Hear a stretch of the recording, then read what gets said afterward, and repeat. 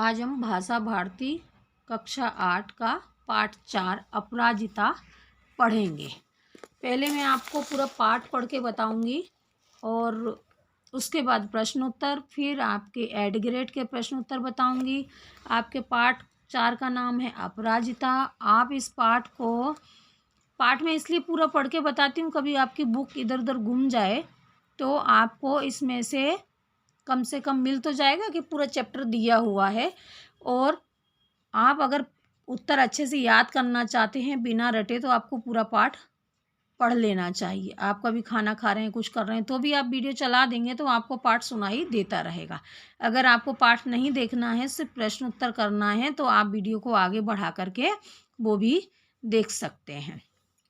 लेकिन मेरा मानना है कि आप पाठ बहुत अच्छे से पढ़ लेंगे तो बीच में से अगर उत्तर कुछ आते हैं तो वो भी आप कर पाएंगे, क्योंकि आपके बोर्ड के एग्ज़ाम हैं। पीछे के प्रश्न उत्तर के साथ साथ बीच में से भी आपके ऑब्जेक्टिव क्वेश्चन बन के आ सकते हैं, फिल इन द ब्लैंक्स आ सकते हैं, ट्रू फॉल्स सही गलत आ सकते हैं, है ना, सही जोड़ी आ सकती है।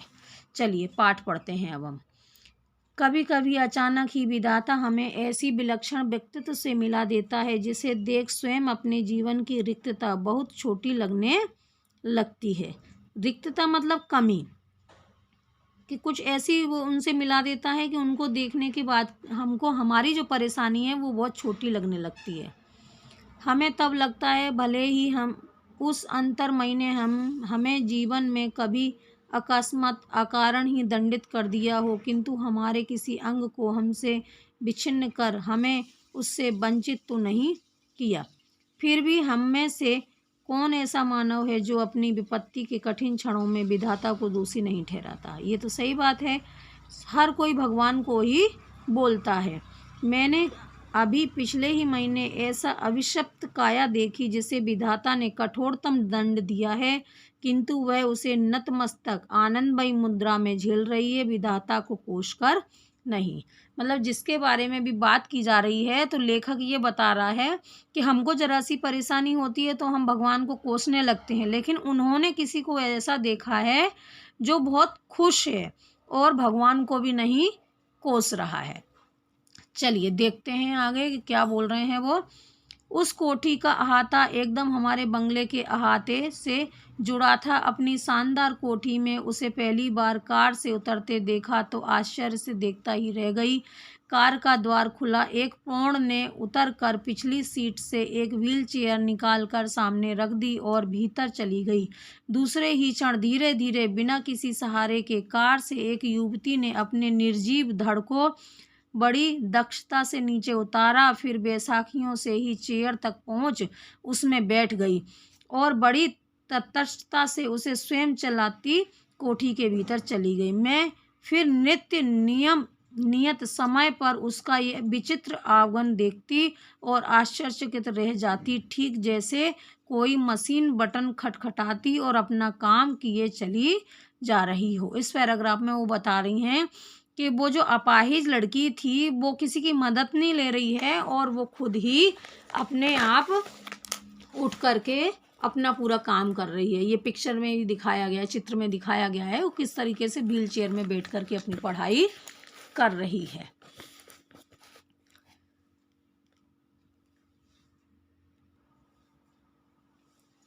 धीरे धीरे मेरा उससे परिचय हुआ। कहानी सुनी तो दंग रह गई।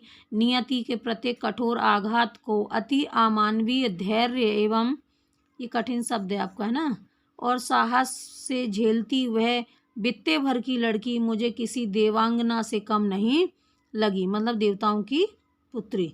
मैं चाहती हूँ कि मेरी पंक्तियों को उदास आंखों वाला यह गोरा उज्ज्वले वस्त्रों से सुसज्जित लखनऊ का मेधावी युवक भी पढ़े, जिसे मैंने कुछ माह पूर्व अपनी बहन के यहाँ देखा था।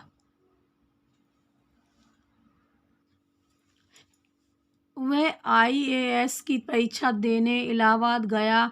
लौटते समय किसी स्टेशन पर चाय पीने उतरा की गाड़ी चल पड़ी।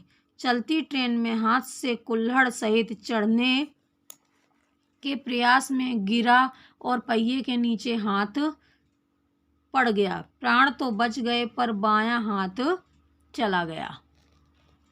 उसकी विच्छिन्न भुजा के साथ मानसिक संतुलन भी खो बैठा। केवल हाथ खोकर ही उसके हथियार डाल दिए। इधर चंद्रा, जिसका निचला धड़ है निष्प्राण, मांसपिंड मात्र सदा उत्फुल्ल है, चेहरे पर विषाद की एक रेखा भी नहीं, बुद्धि दीप्त, आंखों में अदम्भ उत्साह, प्रतिफल प्रतिक्षण भरपूर उत्कृष्ट जिजीविषा और फिर कैसी कैसी महत्वाकांक्षाएं। मतलब वो लेखिका बता रही है इस पाठ में कि उनका कोई पहचान का था जिसका हाथ कट गया था, तो वो उदास हो गया, उसको लगा कि पूरी जिंदगी यहीं खत्म हो गई। लेकिन उसके विपरीत ये चंदा नाम की लड़की है जिसका जिक्र इसमें किया जा रहा है कि उसके नीचे का हिस्सा नहीं है, फिर भी वो जरा भी दुखी नहीं रहती है। मैडम, आप लखनऊ जाते ही क्या मुझे ड्रग रिसर्च इंस्टीट्यूट से पूछकर यह बताएंगी कि क्या वहां आने पर मेरे विषय माइक्रोबायोलॉजी से संबंधित कुछ सामग्री मिल सकेगी? मैडम, आप ये कह रही थी कि आपके दामाद हवाई के ईस्ट वेस्ट सेंटर में हैं, क्या आप उन्हें मेरा बायोडाटा भेजकर पूछ सकेंगी कि मुझे वहाँ की कोई फेलोशिप मिल सकती है? उसने इनसे पूछा। यहाँ कभी सामान्य सी हड्डी टूटने पर या पैर में मोच आने जर पर भी प्राण ऐसे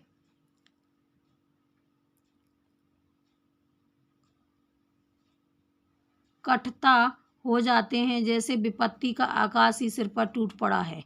और इधर ये लड़की है कि पूरा निचला धड़ शून्य है, फिर भी बोटी बोटी फड़क रही है। आजकल वह IIT मद्रास यानी वर्तमान में चेन्नई में काम कर रही है।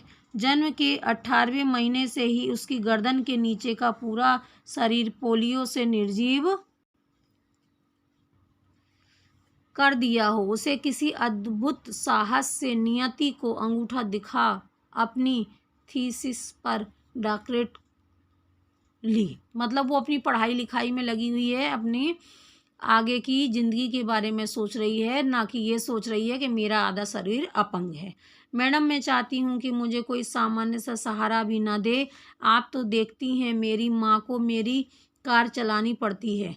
मैंने इसलिए एक बार कार का नक्शा बनाकर दिया है जिससे मैं अपने पैरों के निर्जीव अस्तित्व को ही सजीव बना दूंगी। यह देखिए, मैंने अपनी प्रयोगशाला में अपना संचालन कैसे सुगम बना लिया है। मैं अपना सारा काम अब स्वयं निपटा लेती हूँ। वो उनको आगे बता रही है।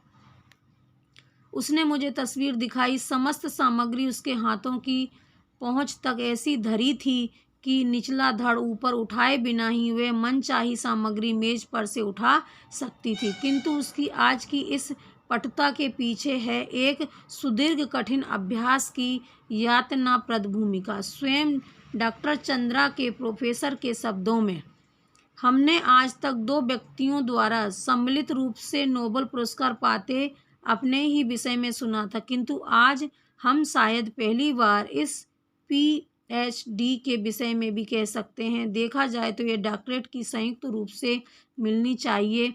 डॉक्टर चंद्रा और उसकी अद्भुत साहसी जननी श्रीमती T सुब्रमण्यम को 25 वर्ष तक इस सहिष्णु महिला ने पुत्री के साथ साथ कैसी कठिन साधना की और इस साधना का सुगध अंत हुआ 1976 में जब चंद्रा को डॉक्टरेट मिली।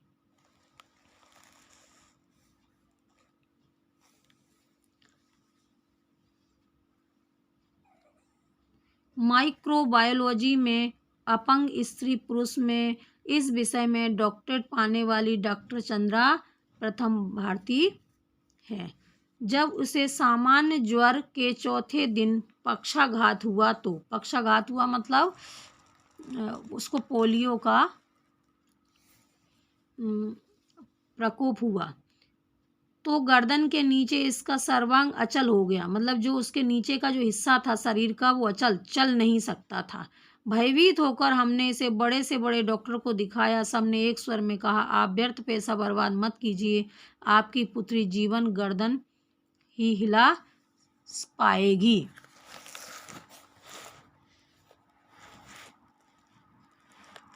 संसार की कोई भी शक्ति इसे रोग मुक्त नहीं कर सकती। साहस श्रीमती सुब्रमण्यम का कंठ अवरुद्ध हो गया। फिर वे धीमी स्वर में मुझसे बताने लगी, मेरे गर्भ में तब इसका छोटा भाई आ गया।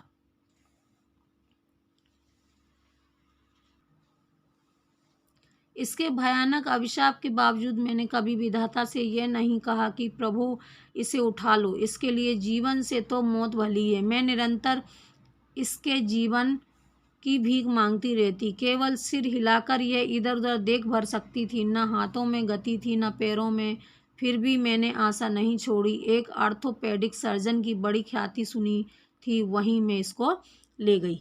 ये उसकी मम्मी बता रही है उस बच्ची के बारे में। 1 वर्ष तक कष्ट साध्य उपचार चला और एक दिन स्वयं ही इसके ऊपरी धड़ में गति आ गई। जब उनने डॉक्टर को दिखाया, जब हाथ हिलने लगे, नन्ही उंगलियां मुझे बुलाने लगी, निर्जीव धड़ को मैंने सहारा देकर बैठाना सिखा दिया। 5 वर्ष की हुई तो मैं भी इसका स्कूल बनी। मेधावी पुत्री की विलक्षण बुद्धि ने फिर मुझे चमत्कृत कर दिया। सरस्वती स्वयं ही जैसे आकर जीवन पर बैठ गई थीं। बंगलौर के प्रसिद्ध माउंट कार्मेल में उसे प्रवेश दिलाने में मुझे कॉन्वेंट द्वारा लगाया लगभग धरना ही देना पड़ा। मतलब इसको एडमिशन नहीं दिया जा रहा था। नहीं मिसेस सुब्रमण्यम, मदन ने कहा, हमें आपसे पूरी सहमति है, पर आप ही सोचिए आपकी पुत्री को चेयर लेकर कौन पूरे क्लास में घुमाता फिरेगा। ये उनकी टीचर ने बोला होगा जब उसको एडमिशन दिलाया। ये बहुत गलत चीज़ थी। आप चिंता ना करें मदर, मैं हमेशा उसके साथ रहूंगी। और फिर पूरी कक्षाओं में अपंग पुत्री को कुर्सी की परिक्रमा में स्वयं कराती। वे पीरियड दर पीरियड उसके पीछे खड़ी रहती। प्रत्येक परीक्षा में सर्वोच्च स्थान प्राप्त कर चंदा ने स्वर्ण पदक जीते। BSc किया। प्राणी शास्त्र में MSc में प्रथम स्थान प्राप्त किया और बंगलौर के प्रख्यात इंस्टीट्यूट ऑफ साइंस में अपने लिए स्पेशल सीट अर्जित की।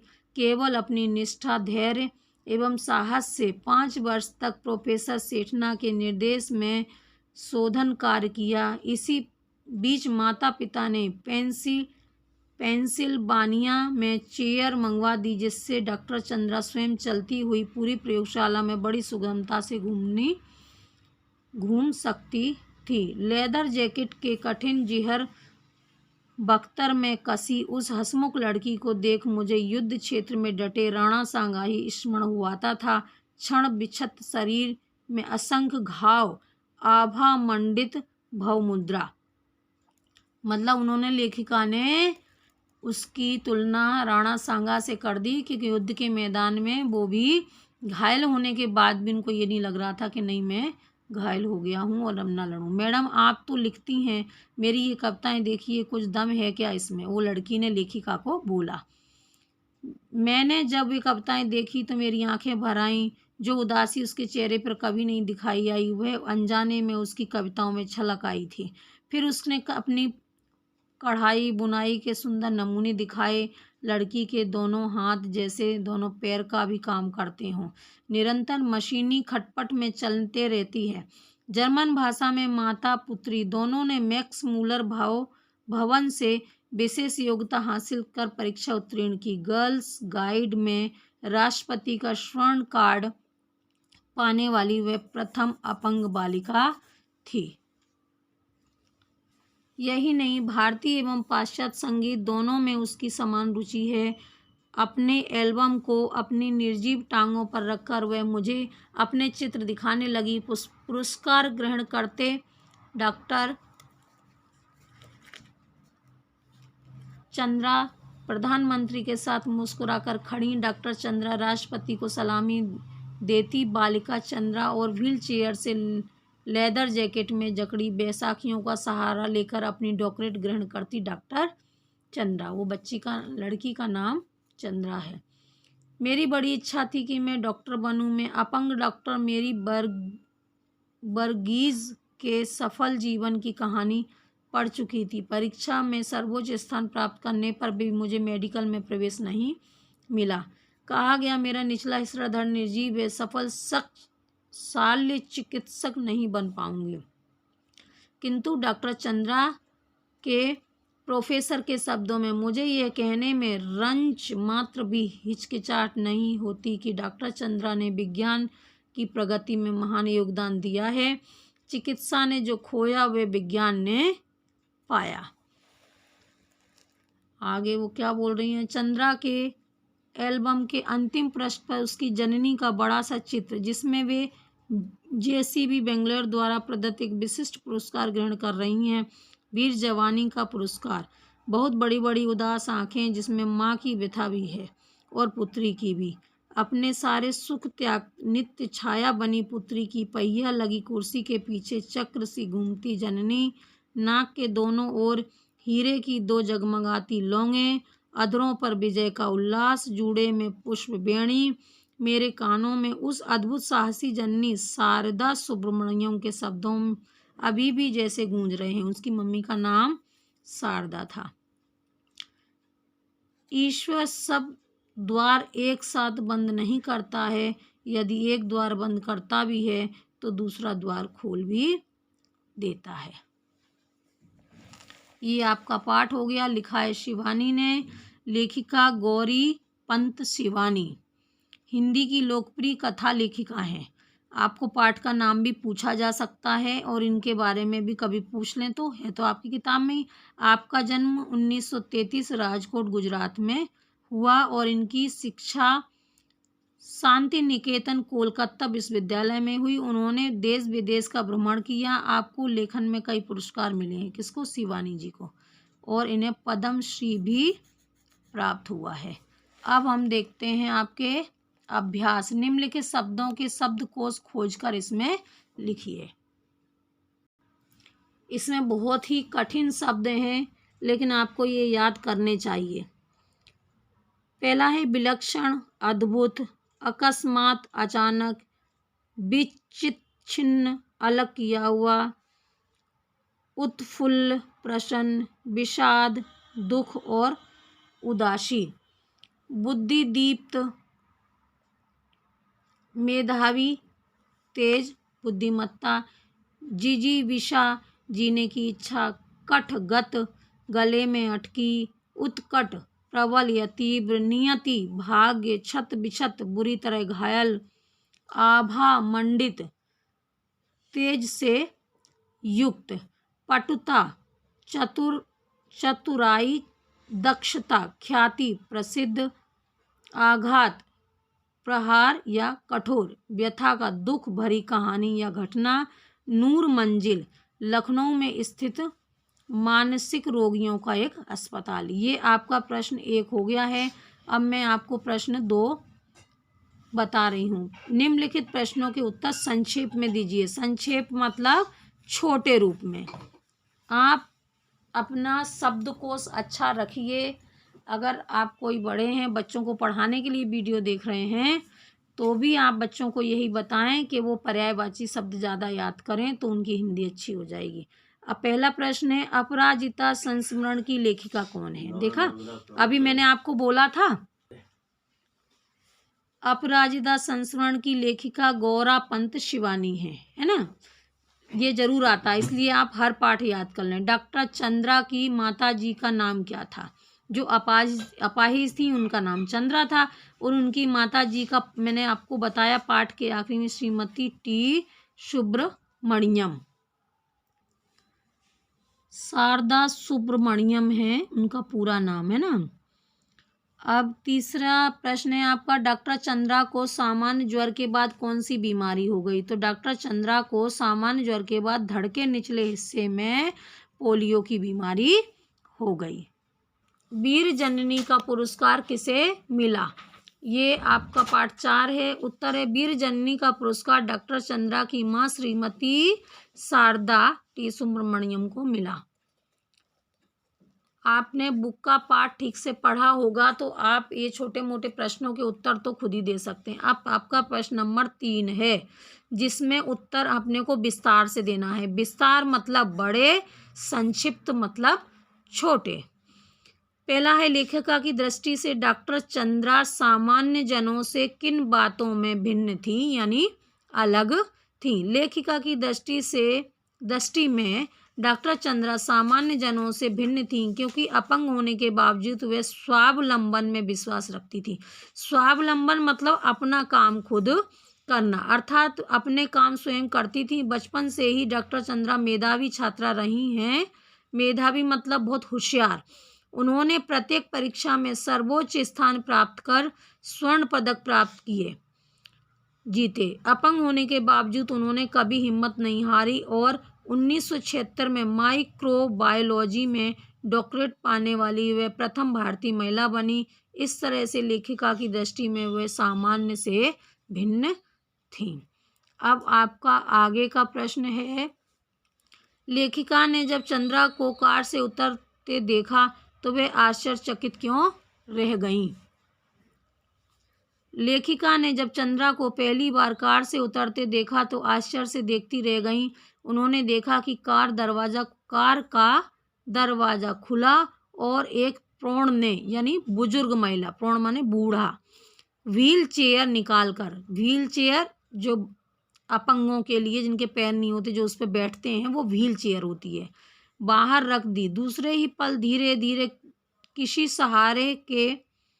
बिना किसी सहारे के कार से एक युवती ने अपना निर्जीव धड़, जिसमें जान नहीं थी, बड़ी कुशलता से नीचे उतारा और बैसाखियों की सहायता से चेयर तक पहुंची और उस पर बैठकर चेयर को स्वयं चलाती हुई कोठी के अंदर चली गई। यह देखकर लेखिका को अब बहुत ही आश्चर्य हुआ। भाई वो अपंग थी लेकिन उसने किसी का सहारा नहीं लिया, इसलिए उनको आश्चर्य हुआ। फिर निम्नलिखित पंक्तियों का आशय स्पष्ट कीजिए। बित्ती भर की लड़की मुझे किसी देवांगना से कम नहीं लगी। आशय, लेखिका ने देखा कि एक लड़की जिसका निचला धड़ शून्य था यानी हलचल नहीं हो रही थी। शून्य कैसा होता है? जीरो, जिसकी खुद की कोई अहमियत नहीं होती है ना, वो उसको कोई मतलब नहीं होता जीरो का, ठीक है। लेकिन मैं मैथ्स की टीचर नहीं हूँ, यह आपको आगे बताऊँ। अगर इसमें आगे 1 लगा दिया तो 10 हो गया, अगर एक और लगा दिया तो 110 हो गया, है ना। तो शून्य का मतलब है कि बिल्कुल काम नहीं कर रहा था वो। अपनी दिनचर्या में किसी का सहारा न लेकर वे अपना कार्य स्वयं करती थी, तो उन्हें वह छोटी सी लड़की किसी देव से कम नहीं लगी कि वो किसी के सामने गिड़गिड़ा नहीं रही है और अपना काम खुद कर रही है। कि आगे है, मैडम मैं चाहती हूँ कि मुझे कोई सामान्य सा भी सहारा ना दे। डॉक्टर चंद्रा कह रही हैं ये। अपंग होने के बावजूद डॉक्टर चंद्रा स्वावलंबी हैं यानी अपने काम खुद करती हैं। स्वावलंबी का मतलब है अपना काम खुद करना। वह लेखिका से कहती हैं कि कोई उसके अपाहिजपन पर दया करके उन्हें सहारा ना दे। ये आपका हो गया खा का उत्तर। अब हम तीसरा गा का उत्तर पढ़ेंगे। ये गा नंबर का है आपका, चिकित्सा ने जो खोया वह विज्ञान ने पाया। इसका मतलब है डॉक्टर चंद्रा डॉक्टर बनना चाहती थी परंतु उनकी अपंगता के कारण उन्हें मेडिकल में प्रवेश नहीं मिला। इसके बाद डॉक्टर चंद्रा ने विज्ञान के क्षेत्र में महान योगदान दिया। अतः कह सकते हैं कि चिकित्सा ने जो खोया विज्ञान ने पाया। मतलब यह है कि वो बहुत अच्छी चिकित्सक यानी डॉक्टर बन जाती तो बहुत अच्छा इलाज करती। अब वो डॉक्टर नहीं बन पाई थी तो उन्होंने विज्ञान के क्षेत्र में आविष्कार किए जिसके लिए उनको पुरस्कार मिला था। अब आगे आपका है प्रश्न घ। बुद्धि दीप्त आँखें, अदम्भ उत्साह, प्रतिफल प्रतिक्षण भरपूर। इसका आशय, डॉक्टर चंद्रा अपंग होने के कारण एक महत्वाकांक्षी महिला हैं। उनकी आंखों में अदम्भ उत्साह है। वे जीवन के प्रत्येक पल और प्रत्येक क्षण को जीना चाहती हैं। उनकी महत्वाकांक्षाएं भी असीमित हैं जो एक सामान्य जन की नहीं होती। मतलब वो ये बता रहे हैं इस लाइन में कि वो अपंग हैं, अपाहिज हैं, लेकिन उसके बाद भी उनके उत्साह में कोई कमी नहीं है। अब आगे है आपका भाषा अध्ययन। ये आपका भाषा अध्ययन, इसमें दिया हुआ है आजकल अंग्रेजी के शब्द हिंदी में प्रयुक्त हो रहे हैं जिनमें आ ध्वनि का उच्चारण होता है। इसी प्रकार हिंदी में आ की ध्वनि का आगम अंग्रेजी शब्दों से हुआ है। यह आ और औ के बीच की ध्वनि है, जैसे डॉक्टर, कॉलेज, हॉल। कुछ शब्दों में इसके प्रयोग के आधार आ जाता है, इसमें अंतर समझिए। जैसे काल, क्या बोलेंगे इसको? काल, है ना, जो कि समय का प्रतीक है। और ये कॉल, कॉल माने बुलावा। मेरे ऐसा बोलते हैं ना, मेरा वहाँ से कॉल आया था।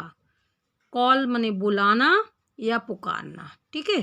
तो ये शब्द हैं बहुत सारे इसमें, doctor, college, ball, of, office, convent. फिर आपका ये है, सही विकल्प चुनकर लिखिए। अपराजिता शब्द में उपसर्ग क्या है? तो इसमें उपसर्ग क्या है? आ। ये पराजिता, पराजिता में आ जोड़ दिया है। उपसर्ग आगे किसी भी शब्द के आगे जोड़ा जाता है जिससे उसका अर्थ बदल जाता है। उपसर्ग शब्द के आगे जुड़ता है और प्रत्यय पीछे। विकलांगता शब्द में प्रत्यय है, इसमें ता है। प्रत्यय पीछे लगता है और उपसर्ग आगे लगता है। विकलांग, वैसे क्या वो है शब्द, क्या है? विकलांग और विकलांगता, तो इसमें क्या आएगा? ता आएगा। अभिमान में उपसर्ग क्या है? मान शब्द होता है, मान, उसमें ये अभी जोड़ दिया है, ये आगे उपसर्ग है। और अपराजिता का विलोम क्या होगा? पराजित। क्या होगा? पराजित। अपराजिता मतलब विजयी, जो कभी नहीं हारता है, और पराजित का मतलब तो हारना हो गया।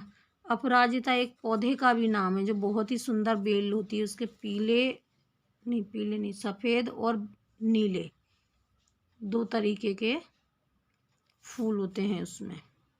अब आपका आगे है बुक में, पढ़िए और जानिए। अब ये मोहन को कल इंदौर जाना है। मैं सिर्फ ये आपको समझाने के लिए बता रही हूँ कि ये जो वाक्य दिए हुए हैं, तो इनमें एक ही वाक्य है, क्रमांक 2 में 2 वाक्य हैं और क्रमांक 3 में 2 वाक्य हैं। देखो, मोहन को कल इंदौर जाना है, सिर्फ एक हो गया। मुझे सूचना मिली, एक तो ये हो गया कि मुझे सूचना मिली, और दूसरा मोहन को कल इंदौर जाना है। ये मोहन को इंदौर जाना है, इसमें और इतना जोड़ दिया गया है। मोहन को कल इंदौर जाना है, उसके बाद उसे देवास जाना है ना।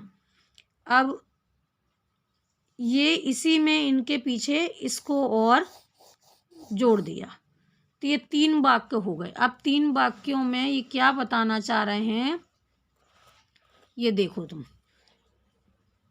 क्रमांक 2 और 3 के वाक्य 2 भागों में बटे हुए हैं। ऐसे वाक्य एक ही वाक्य के छोटे छोटे वाक्य उपवाक्य कहलाते हैं। अब उपवाक्य क्या कहलाते हैं?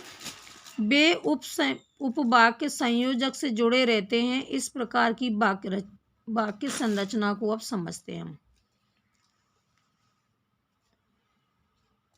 रचना की दृष्टि से वाक्य 3 प्रकार के होते हैं: साधारण वाक्य, मिश्रित वाक्य और संयुक्त वाक्य। ये आपकी परीक्षा में आ सकते हैं कि वाक्य कितने प्रकार के होते हैं रचना की दृष्टि से, है ना। अलग अलग दृष्टि से अलग अलग दिए हैं, अर्थ की दृष्टि से अलग है, ठीक है। तो अभी इसमें हम कौन से पढ़ रहे हैं? रचना की दृष्टि से वाक्य के प्रकार। रचना मतलब बनाना, तो ये 3 प्रकार दिए हुए हैं: साधारण, मिश्रित और संयुक्त। साधारण तो साधारण है, मिश्रित मतलब मिला जुला, और संयुक्त मतलब बहुत सारे उसमें से मिला करके बनाया गया। अब आपका ये साधारण वाक्य क्या है? जिस वाक्य में एक उद्देश्य और एक विधेय होता है, ये आगे आपको पढ़ा चुका है हम, और उसे साधारण वाक्य कहते हैं। साधारण वाक्य में एक ही क्रिया होती है ना। क्रिया मतलब कोई काम का होना। उदाहरण के लिए, प्रज्वल स्कूल जाता है। अभी उधर ऊपर देखा ना हमने कि मोहन को कल इंदौर जाना है, तो ये क्या है? एक ही वाक्य है। फिर आपका दूसरा है मिश्रित वाक्य। मिश्रित या मिश्र वाक्य, जिस वाक्य में एक प्रधान उपवाक्य और एक या अधिक आश्रित उपवाक्य हों उसे मिश्रित वाक्य कहते हैं। मतलब मेन चीज एक है लेकिन उसके अंदर और दो चीजें ऐड कर दी गई हैं। अब इसमें एक चीज और दी है, उपवाक्य के बीच में की, जो, जिसने, जिसे, तब, तहाँ, जहाँ जैसे संयोजक शब्द होते हैं। अब आपका एक प्रश्न इसमें यही बन रहा है, संयोजक शब्द किसे कहते हैं?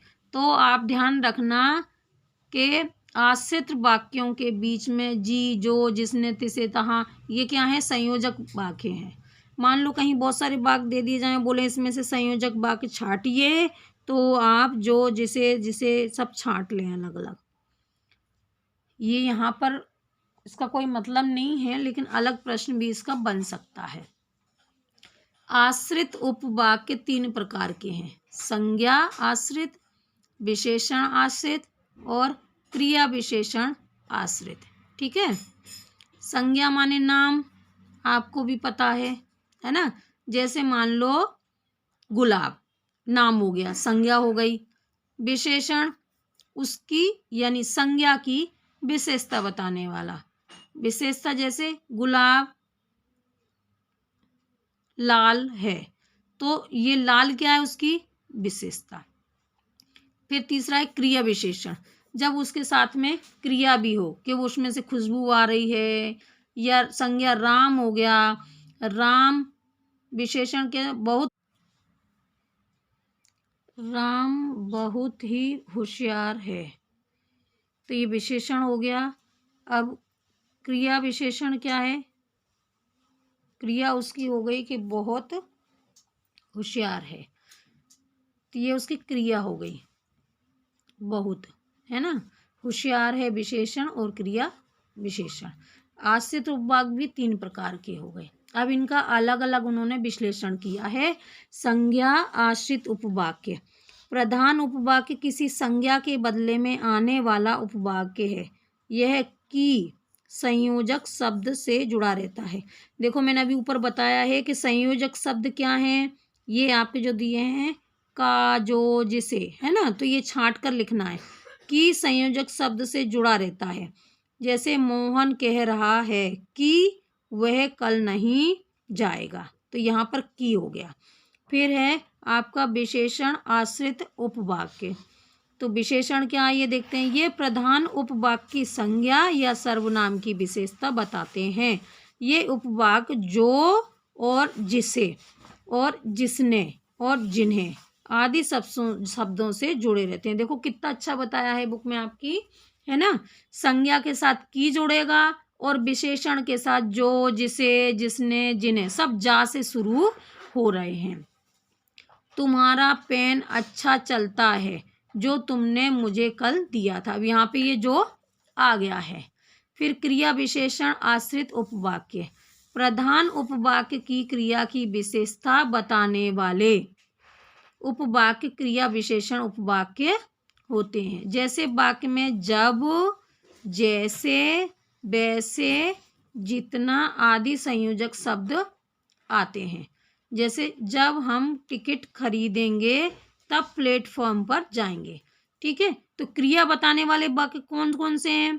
जब, जैसे, वैसे, जितना आदि। ठीक है, अब ये तीनों चीजें आपको स्पष्ट हो गई होंगी। फिर है संयुक्त वाक्य। संयुक्त वाक्य में एक प्रधान वाक्य और एक अधिक उपवाक्य होते हैं। अब इसमें ये रहते हैं और लग जाएगा, या लग जाएगा, अथवा लग जाएगा, किंतु लग जाएगा, परंतु लग जाएगा। जब ये वाक्य आए तो ये समझना कि आप ये संयुक्त वाक्य है। वह गरीब है परंतु ईमानदार है। तो आप समझे अब कि अगर आपको एग्जाम में आए कि भाई ये कौन सा वाक्य है, संयुक्त वाक्य है, मिश्रित वाक्य है, कौन सा वाक्य है, तो आपको इस तरीके से देखना है। मैंने आपको मिश्रित वाक्य भी बता दिए कि जो, जिसे, जिसे आए, की आए, तो और ये क्रिया वाले शब्द आए, जब, जैसे आए, तो ये मिश्रित वाक्य हो जाएगा। और संयुक्त वाक्य में तो आप 2-3 चीज़ें पकड़ लेना, और, या, किंतु, परंतु। तो ये आपका संयुक्त वाक्य हो गया। ठीक है, अब आगे देखते हैं। अपराजिता पाठ में साधारण वाक्य, मिश्रित वाक्य और संयुक्त वाक्य के 2-2 उदाहरण छांट करके लिखना है। इसमें से वाक्य छांटना है, तो मैं आपको छांटे हुए वाक्य बताती हूँ। अब देखो, इसमें साधारण वाक्य कौन सा है? गर्ल गाइड में राष्ट्रपति का स्वर्ण कार्ड पाने वाली वह प्रथम अपंग महिला थी। ये आपका साधारण वाक्य हो गया। अब उसने मुझे तस्वीर दिखाई, ये साधारण वाक्य हो गया। अब आपका मिश्रित वाक्य क्या है?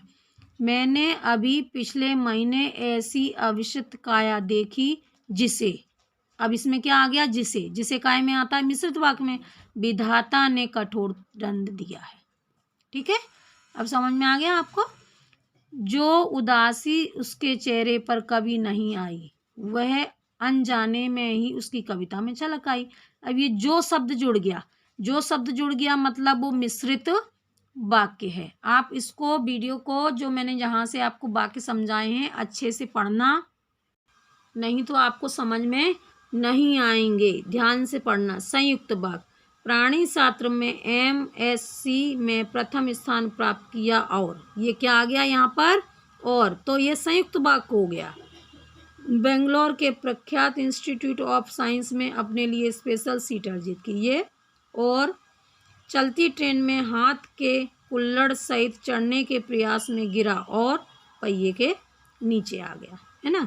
इसमें मैंने आपको बताया था कि और, या, किंतु या परंतु आएगा तो संयुक्त वाक्य होगा। अब आपका आगे दिया है, ये गद्यांश को ध्यान से पढ़िए और इसके उत्तर दीजिए। ये मैंने आपको दिखा दिया है, गद्यांश आप पढ़ना, मैं इसके आपको उत्तर बता देती हूँ।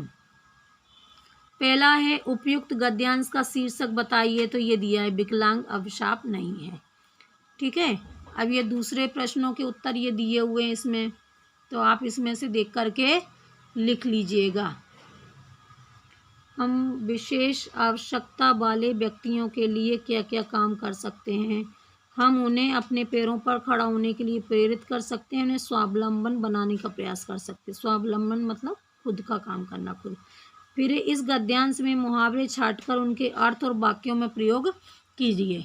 अर्थ तो ठीक ही है, वाक्यों में प्रयोग क्या होता है कि देखो, जैसे ये दिया है दंग रह जाना, तो दंग रह जाने का अर्थ है अचंभे में पड़ जाना। वो अर्थ भी पूछ रहे हैं इसलिए अपन ने अर्थ भी बताया है। लेकिन ये दंग रह जाना, जो लाइनें हम लिख रहे हैं, वाक्य बना रहे हैं, ये दंग रह जाना उस लाइन में आना चाहिए। जैसे 8 वर्ष की बालिका ने जब गीता के श्लोक मौखिक सुनाए तो वह उपस्थित लोग दंग रह गए। फिर दूसरा, हथियार डालना यानी समर्पण करना। चोरों ने पुलिस के सामने अपने हथियार डाल दिए। तीसरा है धरना देना यानी एक स्थान पर जमकर बैठना। प्रयोग, मजदूरों ने अपनी मांगों के समर्थन में मिल मालिक के कार्यालय के सामने धरना दे दिया। फिर चौथा है अपने पैरों पर खड़ा होना, स्वावलंबी बनना। फिर प्रयोग है प्रत्येक व्यक्ति को अपने पैरों पर खड़े होने का प्रयास करना चाहिए। इस गद्यांश में से एक एक सरल, मिश्रित और संयुक्त वाक्य छांटकर लिखिए। तो ये मैं आपको दिखा रही हूँ जो छटे हुए वाक्य हैं, ये इसका उत्तर है ना। भगवान की लीला भी विचित्र है। सरल वाक्य हो गया, मैंने शारीरिक रूप से विशेष आवश्यकता वाले एक व्यक्ति को एक पैर से लिखते देखा तो, अब इसमें तो आ गया तो ये मिश्रित वाक्य हो गया, है ना। अब ये आपका आगे है एक वाक्य ये दिया हुआ है, ये संयुक्त वाक्य है। अब इसमें उन्हें आ गया और आ गया, है ना, तो ये संयुक्त वाक्य है। अब ये आपका है कि इसमें विराम चिन्ह लगाइए। तो ये देखो, ये इसमें यहाँ पर ये विराम चिन्ह लगे हुए हैं, आप इसमें से देख करके लगा सकते हैं। ये मैंने आपको दिखा दिया, इन्वर्टेड कॉमा लगा हुआ है यहाँ से यहाँ तक। जब हम कुछ बोलते हैं इम्पोर्टेंट बात, कोई कोटेशन है ना, तो ये आप इसमें से देख के कर लेना। अब आगे दिया है सुगम शब्द में ता प्रत्यय जोड़कर सुगमता नया शब्द बना है। इसी प्रकार आपको और भी शब्द बनाना है। मैंने अभी आपको बताया था कि प्रत्यय शब्द के पीछे जुड़ता है, तो ये कर्मठ हो गया, तो इसमें से बन गया कर्मठता। ऐसे ही ये बहुत सारे शब्द इसमें दिए हुए हैं। शालीन से शालीनता, उदार से उदारता, कृपाणता, है ना। ये रिक्शा वाला, वाला फल, फल वाला, ये पीछे मिठाई तो मिठाई वाला, ये आपके शब्द हो गए। इसके बाद प्रति है, ये प्रतिफल शब्द उपसर्ग है, और उपसर्ग कहाँ जोड़ा जाता है? शुरू में। जैसे क्षण है तो इसमें प्रति जोड़ दिया, तो ये प्रतिक्षण हो गया। इसी तरीके के आगे आपको बनाना है, तो ये आपके इसमें बने हुए हैं, आप इसमें से देख करके लिख लेना। प्रतिक्षण, प्रतिध्वनि, प्रतिवादी, पराक्रम, है ना। अब ये प्रतिदिन ये दिए हुए हैं, ठीक है, आप इसमें से कर लेना। फिर आपका योग्यता विस्तार दिया हुआ है कि लेखिका ने चंद्रा के लिए अपराजिता शब्द क्यों चुना, आपके विचारों से इसके लिए अन्य कौन सा शब्द उपयुक्त तो हो सकता था। तो ये है आपका, डॉक्टर चंद्रा विकलांग होते हुए भी एक साहसी, मेधावी, स्वावलंबी और परिस्थितियों से घबरा कर ना भागने वाली महिला हैं। अपने बचपन से लेकर जवानी तक उन्हें परिस्थितियों का डटकर सामना किया और प्रत्येक स्थिति में विजय प्राप्त की। उन्हें जीवन का कोई भी कष्ट, परेशानी, समस्या हरा नहीं पाई। वह सदैव अपराजित बनी रही, इसीलिए ने उन्हें अपराजिता शब्द का प्रयोग किया है। जिसका अर्थ होता है कभी पराजित न होने वाला। हमारे विचार से डॉक्टर चंद्रा के लिए इससे अच्छा और कोई शब्द नहीं हो सकता था। फिर आगे है, कक्षा में चर्चा कीजिए कि यदि चंद्रा की माँ में सहनशीलता और त्याग की भावना न होती तो क्या होता। उत्तर, यदि डॉक्टर चंद्रा की माँ में सहनशीलता और त्याग की भावना न होती तो डॉक्टर चंद्रा जीवन में वह उन्नति नहीं कर पाती जो एक विकलांग होकर भी उन्होंने की। उनके त्याग और सहनशीलता के कारण ही डॉक्टर चंद्रा को स्कूल में प्रवेश मिला और वह पढ़ लिख सकी। यदि वे स्कूल में नहीं जाती तो सारा दिन भर घर बिताकर परिवार के लिए बोझ बन जाती। उनकी प्रतिभा दुनिया के सामने ना आ पाती और वे एक साधारण विकलांग का जीवन व्यतीत करते हुए अनाम बनी रहती। आज डॉक्टर चंद्रा का नाम कौन नहीं जानता, और अगर वो घर पे बैठी रहती तो उनका नाम कोई नहीं जान पाता। अब तीसरा है, डॉक्टर ये साहस और निर्भीकता के अनेक उदाहरण। राणा सांगा की भी भांति बावन ने अपनी 80 घाव लगने पर भी लड़ते रहे। 80 घाव लगे थे तन में, फिर भी व्यथा नहीं थी मन में। इस शब्द में शिक्षक से जानकारी लेकर लीजिए। ये इसमें इसका उत्तर दिया है, आप इसको देख करके पढ़ लेना और लिख लेना।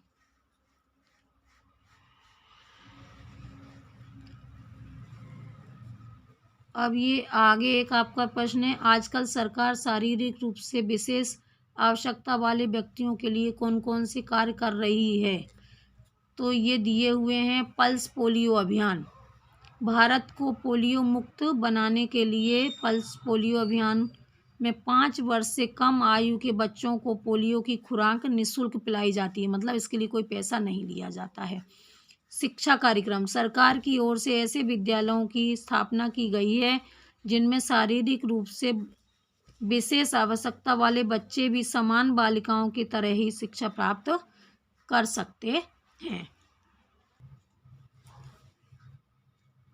साइकिल विवरण, सरकार की ओर से शारीरिक रूप से विशेष आवश्यकता वाले बालक बालिकाओं के लिए 3 पहियों वाली साइकिल का निःशुल्क वितरण किया जाता है, मतलब फ्री में दी जाती है। फिर ये आगे है, आपने अपने आसपास किसी विशेष आवश्यकता वाले व्यक्ति को देखा होगा, उसे देखकर आपके मन में जो विचार उठते हैं लिखिए। यहाँ पे एक विचार दिया हुआ है, आप इसमें से देख करके लिख सकते हैं, और ये आपके विचार भी हो सकते हैं। तो आप चाहें तो ये विचार लिख दें जो ये इसमें दिखा रही हूँ मैं, या आप फिर कोई दूसरा विचार भी लिख सकते हैं। अब मैं आपको एड ग्रेड के प्रश्नों के उत्तर बताती हूँ।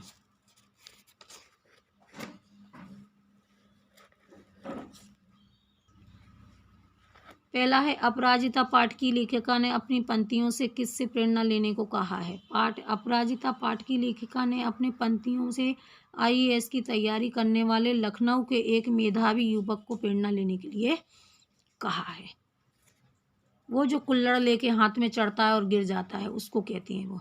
डॉक्टर चंद्रा के व्यक्तित्व को एक शब्द या एक वाक्य में व्यक्त कीजिए। डॉक्टर चंद्र का एक अपराजिता विकलांग महिला थी, यानी हार ना मानने वाली।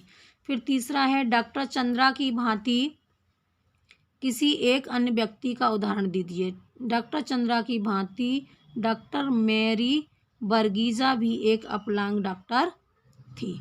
फिर आगे है आपका अपराजिता पाठ की लेखिका ने लड़की को देवांगना क्यों कहा है। अपराजिता पाठ की लेखिका ने लड़की को देवांगना इसलिए कहा है क्योंकि अपंग होते हुए भी लड़की धैर्य से अपने काम स्वयं करने लगी थी। लेखिका ने उसके विषय में लिखा है कि नियति के प्रत्येक कठोर आघात को अति अमानवीय धैर्य एवं साहस से झेलती वह बित्ते भर की लड़की मुझे किसी देवांगना से कम नहीं लग रही। फिर आगे है साहसी और जननी किसे कहा गया है और क्यों। साहसी जननी डॉक्टर चंद्रा की मां श्रीमती शारदा सुब्रमण्यम को कहा गया है क्योंकि वे 25 वर्ष से अपनी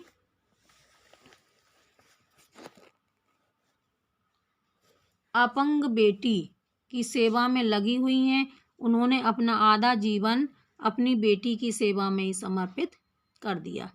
फिर चिकित्सा ने जो खोया हुआ विज्ञान ने पाया, इस शब्द का आशय समझाइए। ये अभ्यास प्रश्न 4 का जो गा था उसमें मैंने आपको बताया है, मैं आपको दोबारा दिखा देती हूँ। ये उत्तर है उसका, तो आप ये वाला देख लेना और या फिर इसमें से दोबारा लिख सकते हो।